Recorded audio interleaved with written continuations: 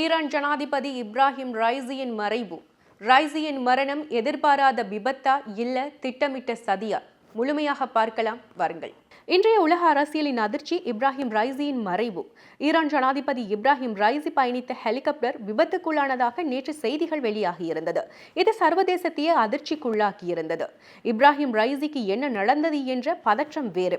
அசர்பைஜான்ல இருக்க அரசாற்றின் மீது இரு நாடுகளும் இணைந்து கட்டிய அணையை திறக்கும் விழா நேற்று அசர்பைஜான்ல நடந்தது. இதுல கலந்து கொள்வதற்காக இப்ராஹிம் ரைசி அசர்பைஜானுக்கு சென்றிருந்தார். அணையை திறக்கும் விழா சிறப்பாக நிறைவடைய மீண்டும் ஈரானுக்கு திரும்பும் வழியில ஈரான் ஜனாதிபதி பயணித்த ஹெலிகாப்டர் விபத்துக்குள்ளாகி இருக்கு. அசர்பைஜான் எல்லையில் இருக்க மலைப்பகுதியில இந்த விபத்து நடந்திருக்கு. விபத்து நடைபெற்ற சில மணி நேரங்களிலேயே 40க்கும் மேற்பட்ட மீட்பு படை மீட்பு பணிகளை மேற்கொள்ள ஆரம்பித்து விட்டது. சரியாக விபத்து எங்க நடந்ததுன்னு தெரியாததுனால மீட்பு படையினர் சிரமத்தை எதிர்கொண்டிருக்காங்க. விபத்து நடந்த இடத்துல மூடு பனி சூழ்ந்திருப்பதாகவும் குளிரும் அதிகமாக இருப்பதாகவும் ஈரான் செய்தி வெளியிட்டிருந்தது. விபத்துக்குள்ளான ஹெலிகாப்டர்ல ஈரான் ஜனாதிபதி இப்ராஹிம் ரைசியுடன் ஈரான் வெளியுறவு அமைச்சர் ஹொசைன் அமீர் அப்துல்லாஹியன், கிழக்கு அசர்பைஜான் ஆளுநர் மலேக் ரஹ்மதி, கிழக்கு அசர்பைஜானுக்கான ஈரானிய உச்சக்கட்ட தலைவரின் பிரதிநிதி முகமது அலி ஆலே ஹாஷிம் ஆகியோரும் இந்த ஹெலிகாப்டர்ல இருந்ததாகவும் சொல்லப்படுது.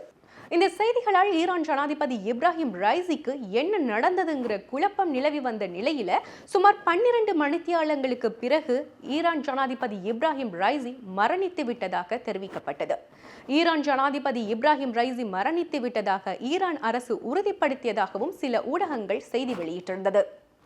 இந்த நிலையில பல சர்வதேச நாடுகளின் தலைவர்களும் இப்ராஹிம் ரைசினுடைய மரணத்திற்கு இரங்கல் தெரிவித்து வராங்க. ஹமாஸ் தரப்பினரும் தங்களுடைய இரங்கலை தெரிவித்திருந்தாங்க. இது இப்படி இருக்க இப்போ ஈரான் ஜனாதிபதி இப்ராஹிம் ரைசினுடைய மரணம் ஒரு கொலையாக இருக்குமோங்கிற சந்தேகம் எழுந்திருக்கு. காரணம், காசா இஸ்ரேல் யுத்தம் ஆரம்பமானதுல இருந்தே ஆக்கிரமிப்பு இஸ்ரேலுக்கு எதிராக அமெரிக்காவுக்கு எதிராக தங்களுடைய ஆதரவை பகிரங்கமாக பலஸ்தீனுக்கு தெரிவித்து வந்தவர். அதற்காக ஆக்கிரமிப்பு இஸ்ரேலும் அமெரிக்காவும் ஈரானுக்கு பல கண்டனங்களை தெரிவித்து வந்தது. இந்த நிலையில இவ்வாறான ஒரு விபத்து ஏற்பட்டிருக்குங்கிறது சர்வதேசத்துல ஒரு சந்தேகத்தை எழுப்பி இருக்கு. இது ஒருவேளை விபத்தாக இருந்தா இதோட முடிந்துடும், இல்ல இது ஒரு கொலையாக இருந்தா சர்வதேசத்துல அரசியல் மோதல் ஒன்று ஏற்படுத்தும். அதே நேரம் இது காசா பலஸ்தீன் யுத்தத்துல ஏதேனும் பாதிப்பை ஏற்படுத்துமாங்கிற கேள்வியும் எழுந்திருக்கு. நான் ஃபாரிகா ஃபைசல். இன்ஷா அல்லாஹ் இன்னும் ஒரு தொகுப்பில் சந்திக்கலாம்.